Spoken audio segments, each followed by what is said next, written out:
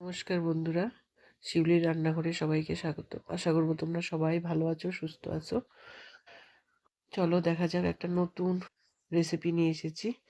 মসুর ডাল, মটর ডালের পকোড়া, বাঁধাকপি আর পেঁয়াজ দিয়ে খুব টেস্ট হয়। সাধারণ কিন্তু অসাধারণ টেস্ট হয় এটাতে। তাই নিয়ে নিচ্ছি পরিমাণ মতো, যতটুকু আমার লাগবে।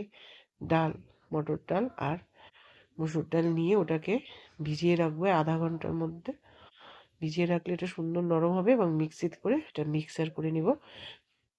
ফিরে আসবো আধা ঘন্টা পরে, ঢেকে রাখলাম। এই আধা ঘন্টা পর ফিরে আসছি, পেঁয়াজ কুচিয়ে নিয়েছি, বাঁধাকপিও আমার কুচানো হয়ে গেছে। সম্পূর্ণ ডালটাকে ভালো করে ধুয়ে নিয়েছি 3-4 বার, জল পাল্টে পাল্টে। এবার এটাকে মিক্সচার করে নিব।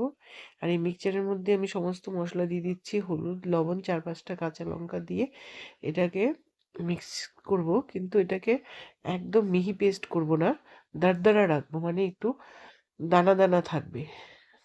দেখি বুঝতে পারছো কিনা, বুঝাতে পারছি কিনা ঠিকঠাক।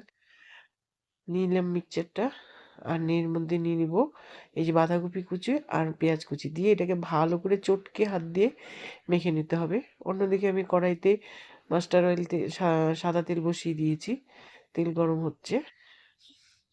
এই যে এরকম চটকে মেখে নিতে হবে, যেন পুরো পেস্টটা পেঁয়াজ আর ইসের মধ্যে, বাঁধাকপির মধ্যে মিশে যায়।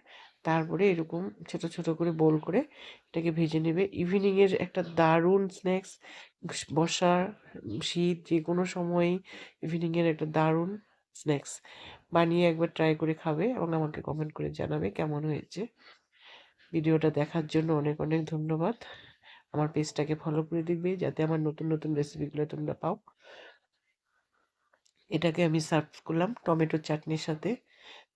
চাটনির রেসিপিগুলো আমি অবশ্যই তোমাদেরকে খুব তাড়াতাড়ি তোমাদের সামনে 2-3টা চাটনির রেসিপি নিয়ে আসবো। আজ তাহলে এইখানেই রাখি। সবাই ভালো থাকবে, সুস্থ থাকবে এবং এরকম বানিয়ে বানিয়ে খাবে। বাই বাই, রাখছি।